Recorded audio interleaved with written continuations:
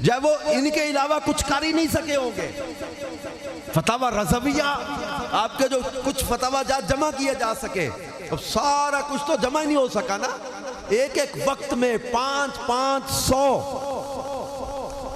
استفتاء جمع ہو جاتے تھے. عرب و عجم سے آئے ہوئے سوالات ایک وقت میں 500 فتاوی جات جمع ہو جاتے تھے. اور ایسا نہیں تھا کہ سوال آیا ہے جی حضور یہ اس کی اجازت ہے یا نہیں ہے، اجازت ہے یا نہیں ہے، کیوں نہیں ہے. آپ نے پانی کی قسمیں اور تیمم زمین کی قسموں سے سمجھ لیا ہوگا. جب اعلیٰ حضرت کسی چیز کا لکھتے کہ جائز ہے پھر دلائل کے انبار لگاتے ہیں. جب کسی بات پر لکھتے کہ یہاں ناجائز ہے دلائل کے انبار لگا دیتے ہیں. سوال ہوتا ہے کہ حضور علیہ السلام کے نام پر انگوٹھے چومنا جائز ہے یا ناجائز ہے؟ جائز ہے، مستحب ہے. پوری کتاب انگوٹھے چومنے کے موضوع پر تحریر فرما دی. اور آج تک علماء حدیث اور حدیث کی قسموں پر اس رسالے سے فائدہ حاصل کرتے ہیں. سوال ہوتا ہے، آپ نے کہا حاجیو آؤ شہنشاہ کا روضہ دیکھو. شہنشاہ کون؟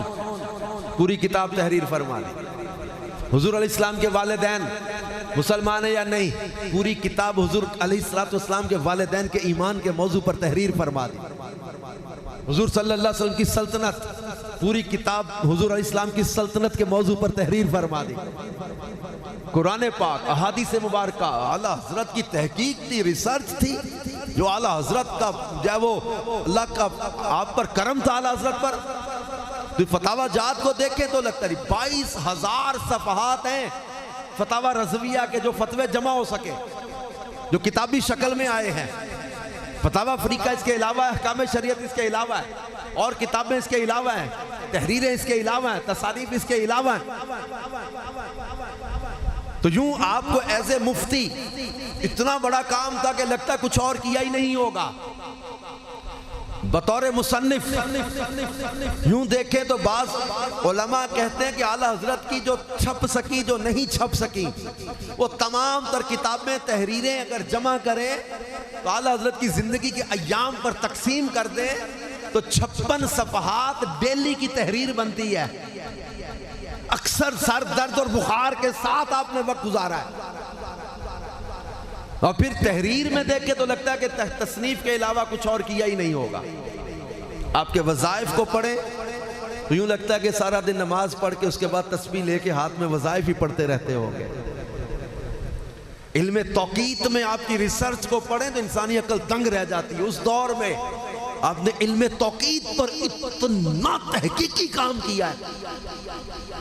اچھا پھر اس کی طرف چلتے ہیں تو آگے آپ کی شاعری کی طرف کوئی سوچے تو یوں لگتا ہے کہ ایک ایک شعر لکھنے میں کئی دن یا مہینے لگ جاتے ہوں گے. ایک ایک شعر بنانے میں اتنا وقت لگ جاتا ہوگا کہ اس کے علاوہ لگتا ہے کچھ کیا ہی نہیں ہوگا. اگر یہ دیکھ کے تو یوں لگتا ہے. میں نے اپنے کالج کی لائبریری میں ایک مقالہ پڑھا تھا کسی رائٹر کا. وہ رائٹر ہے، مصنف ہے، ادیب ہے، شاعر ہے. اعلیٰ حضرت کا وہ پیروکار نہیں ہے، یہ مجھے بعد میں پتا چلا تھا. اعلیٰ حضرت کا فالوور نہیں ہے، لیکن وہ ادیب و شاعر. اس کا میں نے ایک مقالہ اپنی کالج کی لائبریری میں پڑھا تھا.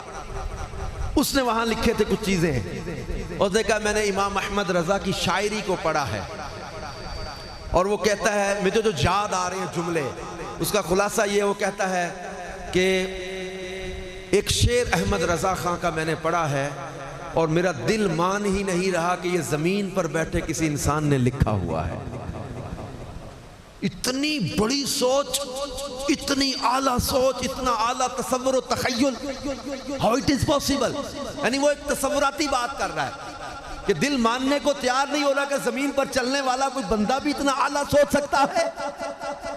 اور وہ شعر اعلیٰ حضرت کا کون سا تھا؟ اس میں ادب اور عشق کا عروج ہے. وہ کہتا ہے یہ شعر ہے امام احمد رضا کی ایک نعت کا پہلا ہی شعر ہے. وہ کہتے ہیں کہ طوبہ میں جو سب سے اونچی نازک سیدھی نکلی شاخ، مانگوں نعت نبی لکھنے کو روح القدس سے ایسی شاخ.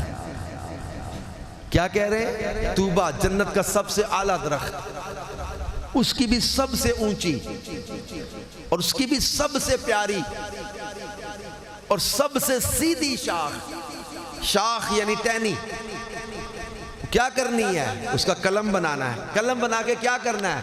میں روح القدس یعنی جبریل سے کہہ رہا ہوں، جبریل مجھے ایسی شاخ لا دو، میں نے نبی آخر الزمان صلی اللہ علیہ وآلہ وسلم کی نعت لکھنی ہے. آئے آئے نعت لکھنے کے لیے جن کے دل میں ایسا ادب ہو کہ میں نے نعت لکھنی ہے، جبریل سے کہہ رہے جبریل مجھے ایسی قلم لا دو، ایسی شاخ لا دو کہ میں رسول پاک صلی اللہ علیہ وسلم کی نعت لکھنا چاہتا ہوں. ادب ایسا ہو، عشق ایسا ہو، پیار ایسا ہو جن کے دل میں، اب خود سوچیں، ایسے تھے ہمارے امام احمد رضا، ایسے تھے ہمارے امام اہل سنت.